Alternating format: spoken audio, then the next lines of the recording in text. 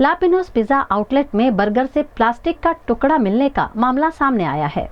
ग्राहक की शिकायत के बाद फूड और सैनिटरी विभाग ने जांच की। वडोदरा शहर के लापिनोज पिज़्ज़ा आउटलेट में उस समय हड़कंप मच गया जब एक ग्राहक के बर्गर में प्लास्टिक का टुकड़ा मिला।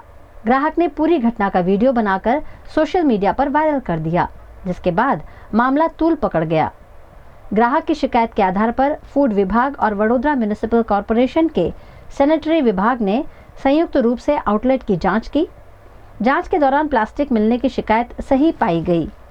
अमने काले अमरा सीनियर साहेब द्वारा जो फरियाद आपवामां आवी थी एना भागरूपे अमरा डिपार्टमेंट द्वारा फूडना जे अधिकारी है एमना जोड़े संकलन करी आज फूडनी टीम आई एमनी साथे अमे चेकिंग कर्युं अने चेकिंग कर्या पछी जे फरियाद आई थी ए फरियादना भागरूपे अमे एक्शनना भागरूपे अमे 10,000 पेनल्टी वसूल करवामां आवी छे અને એમના જોડે અમે ઇન્સ્યોરન્સ લીધું છે કે બીજી વખતે આ પ્રકારની તકલીફ ના થાય અને જે પ્રકારની એમની સુવિધા છે એ સુવિધા જળવાઈ રહે અને પબ્લિકને નુકસાન ના થાય હેલ્થને એ પ્રકારની કામગીરી એ લોકો કરશે।